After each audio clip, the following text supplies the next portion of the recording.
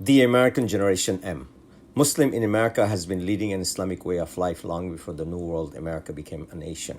The year 1526, the transatlantic carried slaves to the New World, most of whom were Muslims by faith. Thomas Jefferson, 22-year-old law student in William Mary College in Virginia, is one of the founding fathers drafted the Declaration of Independence and had been reading Al-Quran for 11 years prior to writing the Constitution of this great nation, the United States of America. Religion, such as Islam, is inclusive by U.S. Constitution. The Birmingham Quran of President Thomas Jefferson has been preserved at the Library of Congress since. South Asians started migrating to the United States long before the new millennium. America incorporates a diversity of Muslims who has been immigrating from every parts of our world and established mosque, Islamic school, Muslim community center, elderly daycare, youth development, Islamic community center, soccer and cricket clubs. Our generations of Muslims has been serving in a various professional capacity, especially the field of medicine, ingenuity, and law, and a lot more. The American generation Muslims are being part of the integral community and society, serving the greatest cause of humanity. Today, Muslim students are the leading legends against the social injustice of all times. আসসালামু আলাইকুম ওয়া রাহমাতুল্লাহি ওয়া বারাকাতুহু। আমি স্বপন, সমাজসেবক। আপনাদের মূল্যবান সময়কে আমরা সদ্ব্যবহার করার জন্য প্রচেষ্টা করছি। আজকে আমাদের সঙ্গে রয়েছেন ইয়েল ইউনিভার্সিটিতে সায়েন্টিস্ট ডক্টর জি। আজকে আমরা ইয়েল ল্যাবে বসে বিশিষ্ট একটা সময়ে আপনাদের সঙ্গে একাত্মতা প্রকাশ করছি এবং আমরা যখন পরিবার, আত্মীয় স্বজন এবং প্রতিবেশীদের হক আদায় করছি, সেইটার মূল্যায়নটা আমি ব্যক্তিগতভাবে করি, উনি নিজে করছেন এবং আমরা যে সমাজে আমি বড় হয়েছি সেই সমাজ সেটা সাক্ষ্য বহন করছে। এবং আজকে এই পরিবেশে, এই সমাজে আমাদের প্রজন্মরা যারা এই দেশে নর্থ আমেরিকাতে ভূমিষ্ঠ হয়েছে অথবা যারা ইমিগ্রেন্ট হয়ে মাইগ্রেট করে এখানে এসছে, we are the generation of American Muslim. আজকে আমরা একটা পরিস্থিতির শিকার হয়েছি এবং আমরা আমাদের জীবনে একটা বিরাট বড় পরীক্ষার সম্মুখীন হয়েছি। আজকে একটা জাতি তারা বিলীন হয়ে যাওয়ার পথে, যেই মুহূর্তে বসে আজকে এইরকম একটা বিলাসবহুল পরিবেশে আইভি লীগ এলিট সোসাইটির একটা রিসার্চ ল্যাবে বসে আপনাদের যে সময়টাকে মূল্যায়ন করার চেষ্টা করছি, ঠিক সেই সময়টাতেই গাজাতে একটা নিরীহ বাচ্চা শিশু, একটা গর্ভধারিণী মা, একজন বয়সী মা, নানি, দাদি, দাদা, তাদের প্রাণনাশ ঘটে যান। আমরা একটা জিনিস অনুধাবন করেছি যে আমাদের প্রজন্ম, আমাদের ছেলেমেয়েরা যারা আজকে ছাত্র জীবনে তারা মানবিক চাহিদা মেটানোর জন্য সেই প্রাণনাশটাকে প্রতিরোধ করার জন্য প্রচেষ্টা চালাচ্ছে এবং সেই যাত্রাটা শুরু হয়েছে ছাত্র সমাজে, আইভি লীগ ইউনিভার্সিটিগুলিতে। এখন সেটা সিটি, স্টেট এবং নেশন ওয়াইড, এবং আপনারা সবাই জানছেন যে 100-রও অধিক ভাগ ইউনিভার্সিটিগুলিতে যারা ছাত্র সমাজ, আমাদের ছেলেমেয়েরা, দি আমেরিকান জেনারেশন মুসলিমস, তারা লিড করছে এবং সেখানে প্রত্যেকটা স্টুডেন্ট এনক্যাম্পমেন্টে 90% যারা তাদের সঙ্গে এসে সমন্বয় ঘটিয়েছে, এটা নিতান্তই মানবিক কারণে। এবং আজকে সারা পৃথিবীতে ছাত্র সমাজ জেগে উঠেছে, বিকজ আমরা সবাই সেই মানুষ, সৃষ্টির শ্রেষ্ঠ। আপনি আমাদের সঙ্গে বিষয়টা সম্পর্কে একটু আলোকপাত করবেন এবং আমরা একটা জিনিস জানছি যে আমাদের প্রত্যেকের জীবনে আমাদের বাবা মায়ের সারাটা জীবন কেটেছে কঠোর পরিশ্রম এবং ত্যাগ, এবং এইটার জন্য তারা যে কোনো মূল্যের বিনিময়ে তারা তাদের ছেলে মেয়েদেরকে ভরণ পোষণ দিয়ে যাচ্ছে। এবং আমার এতটুকু বিশ্বাস যে যেটা আমার মা করেছে সেটা আপনার বাবা মা করেছে এবং আমাদের বাবা মারা সেটাই করে যাচ্ছে, যে প্রতিটা দিন, প্রতিটা মুহূর্ত হলো তারা আমাদেরকে তাদের দোয়ায়, শুভ কামনায় তাদের সঙ্গে রাখছে।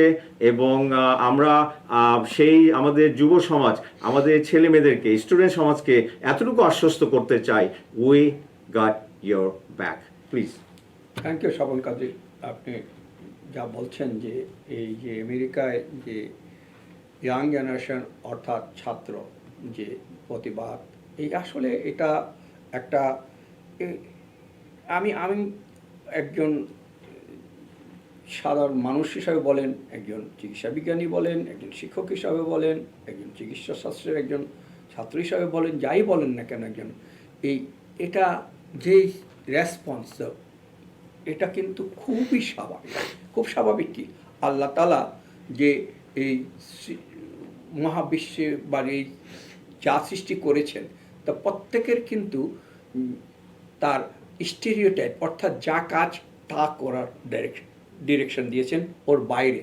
যেমন উদাহরণস্বরূপ বলে হযরত জিবরাইল আলাইহিস সালাম আপনার সেই প্রথম ওহী নিয়ে যখন আদমকে দিয়েছেন, সেই শেষ নবী হযরত মুহাম্মদ সাল্লাল্লাহু আলাইহি ওয়াসাল্লাম গিয়েছেন, ওনার কাজ এই জিবরাইল আলাইহিস সালামের কাজ ওই ওহী আদান প্রদান করা ছাড়া আর নবীর সাথে কত মানে নবী রাসূলদের 1,24,000 নবী রাসূল পাঠিয়েছেন। এই আল্লাহ তাআলা নবী করিম সাল্লাল্লাহু আলাইহি ওয়াসাল্লাম বলছেন, কোরআনে প্রায় 25 জন নবীর ব্যাখ্যা দেওয়া আছে, নবী রাসূলদের ব্যাখ্যা দেওয়া আছে, বলা আছে। আর নবী করিম সাল্লাল্লাহু আলাইহি ওয়াসাল্লাম তার হাদিসে বলেছেন 1,24,000 পয়গম্বর। এই সেই অনুযায়ী যে যেটা বলছি যে প্রত্যেকের কাজকে প্রিসাইজ করে দেওয়া আছে।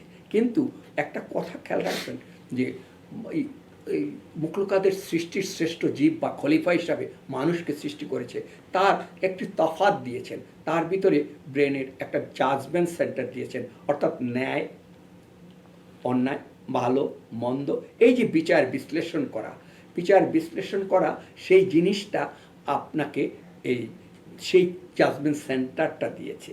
সেই জাজমেন্ট সেন্টারটা দিয়েছে বলেই আপনার আমার সামনে ভালো মন্দ থাকবে, এবং আমি ভালো কাজ করলে সেটার জন্য পুরস্কৃত হব, আর মন্দটা নিলে সেটার জন্য তিরস্কৃত হব, সেটার জন্য ফল ভোগ করতে হবে, দুষ্ফল ভোগ করতে হবে ইত্যাদি। এখন এই জাজমেন্টের একটা হলো, সেখানে প্রধান শর্ত হলো তোমাকে জাজমেন্ট দিয়েছে, তোমাকে বুঝতে হবে ন্যায় বিচার। অর্থাৎ আল্লাহ তাআলা বলছেন, আল্লাহ সব সময় কোরআনে যখনই কোনো কিছুতে বলছেন আমি পরাক্রমশালী, আমি সব কিছু বলার সাথে হয়ে যায়। আবার বলছেন যে আমি ন্যায় বিচার করি, অর্থাৎ তারই পরাক্রমশালী সাজে সে ন্যায় বিচার করে, তারই সেই একটা প্রতিনিধি সাজে যে ন্যায় বিচার করে। এখন কথা হলো যে এই মানুষ সৃষ্টি, এই মানব, আমরা যখন মানবের যে চরিত্রটা দেখেছি পৃথিবীতে, পৃথিবী যখন আবর্তিত হয়েছে তার সমস্যা থাকবেই। আপনার যখন একটা কোনো কিছু থাকে সেটার ভিতরে জঞ্জাল সৃষ্টি হবে, সেটার থেকে পরিষ্কার করে আবার মসৃণ করতে হবে আমাদের জ্ঞান গরিমা দিয়ে। আর এই সময় যখন এগুলো সব কিছু সাধারণভাবে চলতে গিয়ে যখন অ্যাব্রথ্যাব্র হয়ে, অর্থাৎ অস্বাভাবিক পরিবেশ সৃষ্টি হয়, যেখানে যখন আপনার ধরেন আমরা একটা রোগ হলে সাধারণত ওটারে মহামারী বলি না, মহামারী বলি যখন সারা রাষ্ট্র সারা পৃথিবী ব্যাপী যদি হয়। এই কিছুদিন আগে কোভিড হয়ে গেল, ওটারে মহামারী বলছি, এ মেরুতে কৌমারী, সব কিছুতে জাকুনি দিয়েছে বলে মরে। ঠিক যখন এমনি স্বাভাবিক কোনো সমস্যা হয়, সেটা আমাদের যে রাষ্ট্রীয় কাঠামো, যা রাষ্ট্রীয় যে সিস্টেম, যে স্টেক হোল্ডার আছেন সেটার তদারকি করে, সেটার মেরামত করে। কিন্তু ওটার মধ্যে থেকে যখন রাষ্ট্র একটা কলুষিত কন্ডিশনে চলে যায়, অস্বাভাবিক কন্ডিশনে চলে যায়, তখন কিন্তু সেটার প্রতিবাদটা শুরু হয় বিভিন্ন শ্রেণী সেরবেন। আর আমেরিকার ইয়াং জেনারেশনটা যারা আমেরিকাকে আগামী দিন চালাবে, তার ব্রেনে এটা টিউনিং হয়েছে, আর এখন আপনি এটা শ্রেষ্ঠ মনে করবেন না, তা তো হয় না। এটা আপনাকে মনে রাখতে হবে, এই শ্রেষ্ঠ দেশের শ্রেষ্ঠ সন্তান, শ্রেষ্ঠ স্কুলের প্রতিষ্ঠানের ছাত্ররা যখন বুঝেছে, তাই এটা সত্য, এটা নিষ্ঠ, এটা সঠিকভাবে সমাধান করতে হবে আমাদের রাষ্ট্রের যার পজিশন থেকে, যার পিতামাতার অবস্থান থেকে। Thank you everybody. Yes, indeed. The American generation Muslims, our children, the students of elite society, Ivy League universities, hundreds, they have taken a stand for the greater cause of the humanity. And this is beyond politics, because our children, being a Muslim, they're leading a movement on human level against social injustice. একটা জাতিকে বিলীন করে দেওয়ার প্রচেষ্টা চলছে। এখন এই মুহূর্তে নিরীহ শিশু গর্ভধারিণীর মায়ের প্রাণনাশ ঘটে যাচ্ছে। So it is not a question of just the human dignity, it is us to be there with them, for them, and be there with the full enforcement. আমি এত ভাগ্যবান যে আজকে ডক্টর ইকবাল চৌধুরীর সঙ্গে যেভাবে কথা বলছিলাম, আপনাদেরকে সেইটাই ব্যক্তিগত জীবনের আলোতে আনতে চাই। He's a father and his most loving son is also a student in one of the prominent Ivy League university. And ছোটবেলা থেকেই সে দেশ, জাতীয়তাবোধ এবং দেশপ্রেম সেটার প্রেক্ষাপট নিয়ে সে বাংলাদেশের অর্থনীতি, বাংলাদেশের ভবিষ্যতের উপরে সে অনেক কিছু লিখেছে এবং আমরা ভবিষ্যতে সেটা আপনাদের সঙ্গে শেয়ার করার চেষ্টা করব। আজকে উনি বাবা হিসেবে, একজন বিজ্ঞানী হিসেবে, একজন মানুষ হিসেবে আমাদের সঙ্গে যে কথাটা শেয়ার করলেন যে আজকে আমাদের সময়ে আমাদের প্রজন্মরা, আমাদের ছেলেমেয়েরা যে প্রসঙ্গটা নিয়ে তাদের যাত্রা শুরু করেছে এটা কোনোদিন থেমে থাকবে না। তাদের সর্বাঙ্গীন মঙ্গল কামনায় প্রত্যেকটা বাবা মার কাছে আজকে এই মুহূর্তে আকুল আবেদন, please be there for them. আজকের আলোচনায় আমরা এতটুকু জেনেছি যে আমরা সেই সৌভাগ্যবান আজকে এই পরিবেশে খুব খোলা মনে দিয়ে আলোচনার শেষ প্রান্তে এসে একটা জিনিস আপনাদেরকে আবার শেয়ার করছি, যেটা আমি আমাকে নিজেকে রিমাইন্ডার করছি। Save the faith, keep the family, because we're Muslim. We believe in Islamic way of life here and hereafter. Thank you. আমি শেষে একটা কথা বলতে চাচ্ছি, এই শেষ করে দিচ্ছি যে আমরা সবাই বলি যে আমেরিকার শ্রেষ্ঠত্ব সব দিকে, যেটা কথা আমি কিছুক্ষণ আগে বলেছি। আবার বলছি, যেখানে শ্রেষ্ঠত্ব, সে শ্রেষ্ঠ প্রতিষ্ঠানের, শ্রেষ্ঠ জায়গার শিশুরা যখন ইয়াং জেনারেশনটা জেগেছে, তার শ্রেষ্ঠ চিন্তা নিয়েই জেগেছে, শ্রেষ্ঠত্ব টিউনিং তার হয়েছে। সেই কারণে আপনাকে সেই শ্রেষ্ঠত্বকে কিন্তু আপনাকে আমাকে স্বীকার করতে হবে।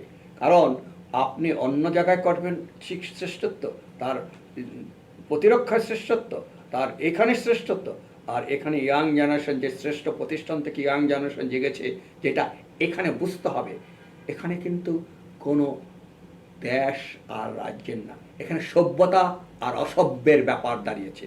এখানে ন্যায় অন্যায়, এখানে হিউম্যানিটি আর ইনহিউম্যানিটিতে দাঁড়িয়েছে। সুতরাং আমরা স্কুল কলেজে যা পড়াচ্ছি সেটার যদি পার্থক্য নির্ধারণ করতে হলে তার প্যারামিটার হলো ইয়াং জেনারেশন, আর ইয়াং জেনারেশনের প্যারামিটারে যখন এটা ধরেছে, সুতরাং এটা সমাধান হবে। না হলে এই পৃথিবীর সভ্যতা কেউ মেনে নেবে না। এই অসভ্য মানে নেকামি ধরা, যে এক জায়গায় আমার লাভ না হলে ওখানে অসভ্য কাজে আমি মেনে নিব।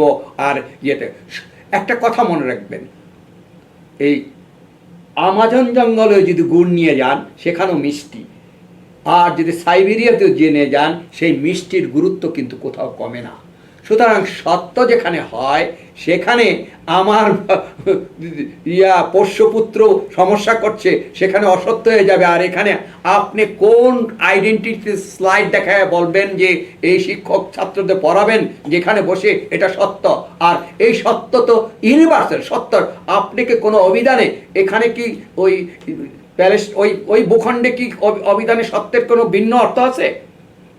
কোনো সত্যের কোনো আছে যে নিহরের ভিতরে অত্যাচার করুক, জাতিকে নির্ধারণ করুক, আর সমাজকে ডেস্ট্রয় করে দেউক, তার শিশু বাচ্চাকে, কোলের বাচ্চাকে, মাকে, শিশুকে 25,000 না 35,000 ওখানে মানুষকে হত্যা করেছে, তার ভিতরে প্রায় সিংহভাগ হলো মহিলা এবং বাচ্চা। তাহলে আমাকে বুঝতে হবে যে ওখানে আমি এমন অস্ত্র ব্যবহার করব যে অস্ত্র যখন অন্যায়ের টাচ করবে না, সেখান থেকে তার যে অন্যায় করেছে তাকে আইসোলেট করা।